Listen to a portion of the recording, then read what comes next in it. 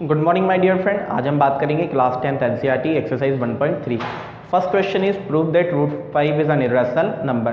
तो देखिए यहाँ पर हम यूज़ करेंगे आपकी कॉन्ट्रडिक्शन मेथड। कॉन्ट्रडिक्शन मेथड क्या होती है?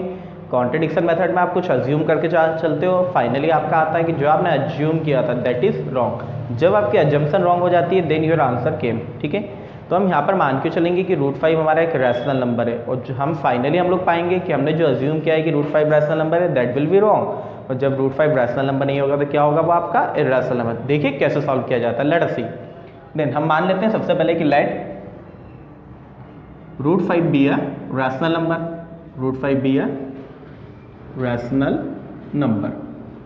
ठीक है, और जब आपका रूट 5 रैशनल नंबर होगा therefore we know that all rational numbers are in the form of a upon b, that's why root 5 will be in the form of a upon b। और देखिए यहाँ पे जो आपका a upon b के form में है, in that case we can say that a and b do not have any common factor other than 1। तो we'll write where a and b do not have any common factor other than 1, any common factor other than 1। ठीक है, तो let us सी। मतलब हमने क्या माना कि root 5 हमारा एक रैशनल नंबर है, तो ये ए और बी के फॉर्म में होगा और वहाँ पर आपका ए और बी के कोई भी कॉमन फैक्टर नहीं हो सकते 1 को छोड़कर। ठीक है, अब हम यहाँ पर केवल इतना ही प्रूव करेंगे कि A and B do have a common factor other than 1। A और बी के पास 1 के अलावा भी कोई कॉमन फैक्टर है और अगर हमें ये प्रूव कर दिया तो हमारी अजम्पशन रॉन्ग हो जाएगी। तो let us see how to prove. मान के चलते हैं, हमने देखा यहाँ पे कि root 5 equal to A upon B. ठीक है, now squaring both the side, दोनों साइड की क्या कर लेते हैं हम लोग, squaring both the side. Then will get 5 equal to A square upon B square. Any problem? Root 5 का square 5 and A upon B का square A square upon B square. Now this B square will be multiplied in 5, then what will we get 5b square equal to A square. Any problem? Now this 5 will come down, जब 5 आपका नीचे आएगा then you will get B square equal to A square by 5। देखिए यहाँ पे क्या हुआ, A square by 5, it means 5 is dividing A square. तो हम क्या लिखते हैं, 5 डिवाइड्स ए स्क्वायर। 5 आपका ए स्क्वायर को डिवाइड करा और जब आपका 5 ए स्क्वायर को डिवाइड करा इट मीन्स 5 ए को भी डिवाइड करेगा। कैसे देखते हैं हम लोग, लाइक मैंने कहा एक नंबर मेरा 4 है, 4 का स्क्वायर क्या होता है 16, दैट इज डिवाइडेड बाय 2। तो क्या आपका 4 भी 2 से डिवाइड होगा? डेफिनेटली होगा। अब कहोगे सर आपने तो दोनों इवन नंबर ले लिए, डिवाइड होना ही है। वही आपका कहना है। चलिए एक और नंबर देखते हैं हम लोगों ने कहा एक नंबर था हमारा 27 और हम बात करें इसका स्क्वायर हमारा डिवाइड होता है 3 से। 27 का स्क्वायर होता है 729, दैट इज डिवाइडेड बाय 3 से डिवाइड हो रहा है तो डेफिनेटली 27 भी आपका 3 से डिवाइड होगा। ठीक है, got it everyone? Means in a single line we can say that कि अगर किसी नंबर का स्क्वायर किसी नंबर से डिवाइड होता है then the given number will also divided by that number. Okay, तो लेट अस सी। तो 5 divides by square, therefore we can say that 5 also divides by a, 5 also divides a। okay, any problem in that? 5 divides a square, that's why we can say 5 also divides a। और जब आपका 5 a को divide कर रहा है it means 5 is a factor of a, therefore we can write therefore 5 is a factor of 5 is a factor of a। okay, any problem till here? यहाँ तक कोई प्रॉब्लम आपको नहीं आना चाहिए। ठीक है, सेकंड वाले स्टेप को हम मान लेते हैं इक्वेशन नंबर 1। इसके आगे देखिए, इसके आगे क्या करना है हमें। अब देखिए मुझे जो कुछ भी आपका प्रूफ करना हो उसके लिए मैं एक और लेट कर लेता हूँ यहाँ पे लेट। अब तक हमारे पास 2 वेरिएबल थे ए और बी, अब हम थर्ड वेरिएबल भी लेकर आएंगे तो हमने लेट कर लेंगे यहाँ पर हमेशा a इक्वल टू 5c। अगर आपको रूट 2 प्रूफ करना तो आप यहाँ पे लेट करोगे a इक्वल टू 2c। आपको रूट 3 को इरेशनल प्रूफ करना आप पुट करोगे a इक्वल टू 3c। आपको रूट 7 को इरेशनल प्रूफ करना आप पुट करोगे a इक्वल टू 7c।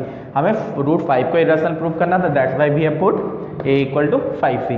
अब देखिए जब हमें a equal to 5c put करते हैं then from equation number 1, from equation first, देखिए इक्वेशन फर्स्ट क्या थी हम लोग की 5b square equal to a square.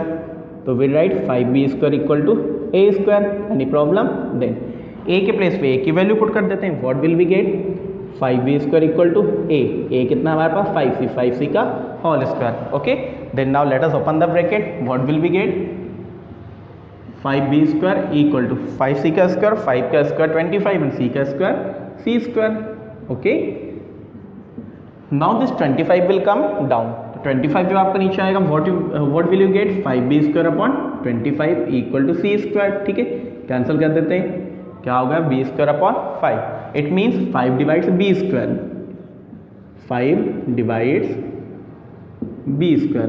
अभी मैंने आपको बताया था जब आपका 5 b² को डिवाइड करा इट मीन्स 5 आपका b को भी डिवाइड करेगा, therefore 5 also divides b। Okay, therefore 5 is a factor of b, 5 is a factor of b। तो देखिए तो मैंने देखा है कि यहाँ पे 5 क्या हुआ आपका b का फैक्टर है, यहाँ पे हमने क्या लिखा था 5 is a factor of a and 5 is a factor of b, मतलब 5 आपका a का भी फैक्टर है और 5 आपका b का भी फैक्टर है। बट हम लोग ने अजम्पशन में आपका लिखा है where a and b do not have any common factor, लेकिन हमें यहाँ पर एक कॉमन फैक्टर आपका मिल चुका है। क्या है दोनों का कॉमन फैक्टर 5, तो हम लिखेंगे सिंस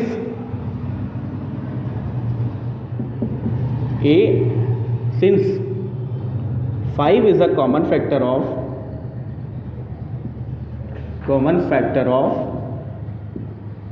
a and b, तो therefore या so our assumption is wrong। तो हमने जो assume किया था वो क्या होगा आपका wrong होगा, so our assumption is wrong। तो देखिए जब हमारी assumption wrong हुई so we can say that हमने अज्यूम क्या करके रखा था आपका √5 एक रैशनल नंबर है, तो जब अजम्पशन रॉन्ग होगी in that case we'll get √5 is irrational number, rational number, hence prove. In that way we can prove √5 is irrational number. देखिए एक बार और समझिए इससे क्या था हमारा, हमें प्रूव करना था √5 आपका एक रैशनल नंबर है, तो हम यहाँ पे कॉन्ट्रडिक्शन मेथड यूज कर रहे हैं। हमने सबसे पहले लेट किया let √5 be a rational number. जब भी आपका रैशनल नंबर होगा then it will be in the form of a upon b where a and b do not have any common factor other than 1। a और b के कोई भी common factor नहीं हो सकते। अब हमने क्या लिखा कि √5 equal to a upon b, then squaring both the side we get 5 equal to a² upon b², then 5b² equal to a², b² then this 5 will go down, तो b² equal to a² upon 5। It means 5 divides a², और जब 5 a² को divide करता है it means 5 divides a also, तो हम लिखा 5 also divides a, therefore 5 is a factor of a। 5 क्या होगा आपका a का फैक्टर होगा। अब इसके बाद में क्या लेट करना है हमें, let a equal to 5c, then from equation 1 5b² equal to a², a के प्लेस हमने 5c पुट किया तो 5b² equal to 5c², then what will we get 5b² equal to 25c², this 25 will come down, तो क्या मिला आपको 5b² upon 25 equal to c²। It means 5 divides b² also, then 5 divides b also. ठीक है, it means 5 is a factor of b also. ठीक है, 5 आपका b का भी फैक्टर होगा since 5 is a common factor of a and b, और हमने पहले ही माना था कि a और b का कोई कॉमन फैक्टर आपका नहीं हो सकता, लेकिन यहाँ पे जब आपको कॉमन फैक्टर मिल गया तो आपकी अजम्पशन क्या हो चुकी है, रॉन्ग हो चुकी है। That's why √5 is an irrational number. In that way we can prove for the √2, √3, √7 for any irrational number. Okay, now let us see the question number 2। 3 + 2√5 is also irrational number. तो वही हम contradiction method use करेंगे। हमने लिखा let 3 + 2√5 be a rational number. जब आपका 3 + 2√5 rational number होगा in that case 3 + 2√5 will be equal to a upon b. Okay, why? Because all rational number are in the form of a upon b. Then therefore we can now the 3 will go right hand side, so what will we get, 2√5 equal to a upon b minus 3. ठीक है, now here we'll take the LCM. LCM क्या हो जाएगा आपका, इसके upon कुछ नहीं, आपने 1 ले लिया, b और 1 का आपने LCM लिया, then that will be b only. Okay, तो here we'll get a minus 3b.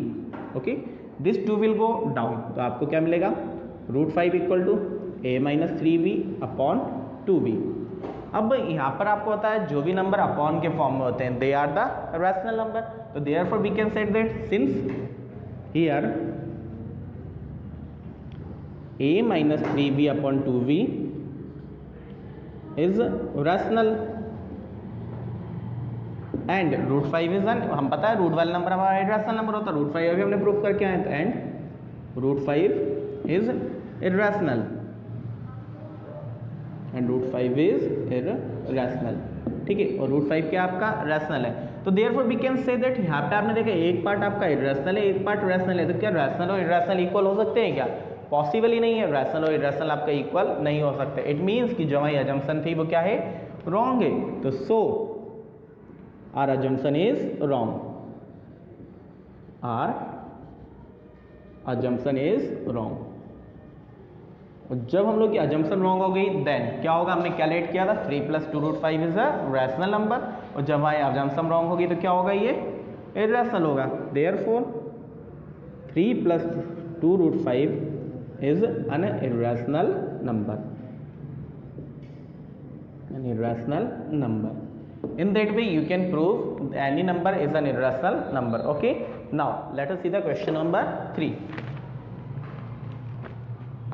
Question number 3 में 3 पार्ट्स आपका दिया हुआ है। Prove that the following are irrational. First है आपका 1/√2। तो देखिए थर्ड वाले का फर्स्ट देखते हैं हम लोग। हमें प्रूफ करना 1/√2 is an irrational number. Again will use the contradiction method. क्या लेके चलेंगे हम लोग कि 1/√2 भी है rational number, let 1/√2 be a rational number, be a rational number. Therefore क्या हो जाएगा, 1/√2 will be equal to a/b. क्यों? because all rational number are in the form of a/b. ठीक है, now will do the reciprocal of it. दोनों का क्या कर देंगे हम लोग, रेसिप्रोकल। जब मैंने रेसिप्रोकल किया तो हियर आई विल गेट √2 और here I will get b/a। अब यहाँ पर भी the same thing we are getting, b/a is the rational part and √2 is irrational part. So again we write here b/a is rational and √2 is irrational.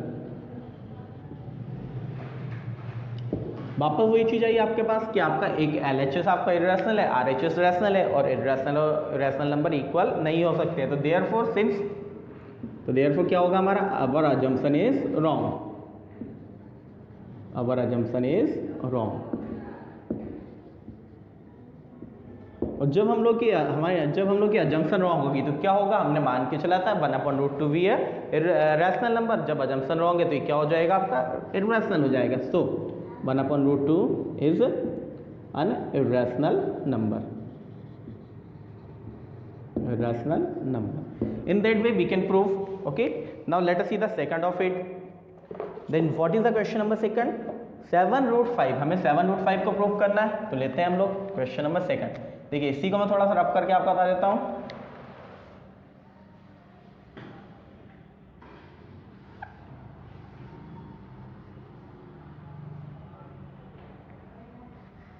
देखिए now यहाँ पे देखते हैं हम लोग question number second. Question number second क्या, 7√5। तो मैं मान के चलता हूँ लेट 7√5 भी है रैशनल नंबर। तो जब रैशनल नंबर होगा तो क्या होगा, 7√5 will be equal to a/b। Now this 7 will go down, तो क्या आ जाएगा a/7b। अब यहाँ पे हमें क्या दिखा कि जो √5 है वो तो आपका क्या है, इररेशनल है, और a/7b क्या है, रैशनल है। तो हम लिखेंगे here a/7b is rational and √5 is irrational.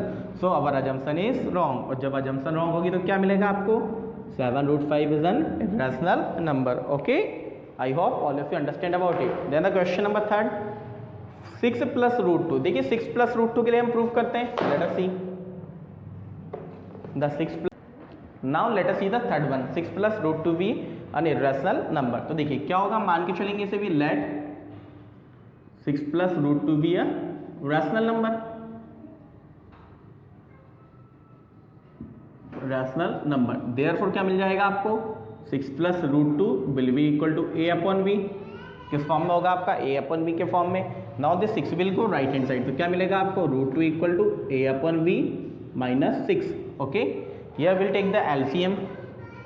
LCM क्या हो जाएगा आपका b, then you will get a - 6b। आता होगा आप लोग को एलसीएम सॉल्व करना, ठीक है। देन अब यहाँ पर हम देखते हैं हियर क्या मिला हमें कि a - 6b/v, it is in the form of a/v, that's why it is a rational. a - 6b/v is rational and √2 is irrational. Again the same thing, एक पार्ट आपका रैशनल है और एक पार्ट आपका इररेशनल है। तो LHS आपका irrational है और RHS क्या है आपका रैशनल है।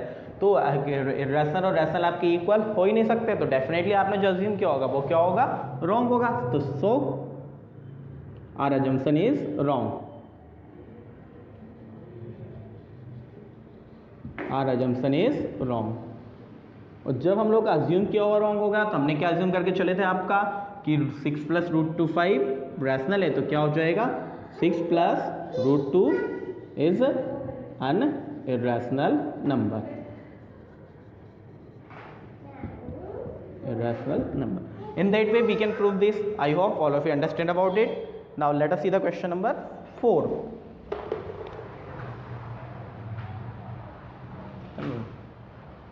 Okay, in that way we can solve all the question. I hope all of you understand about it. Thank you very much.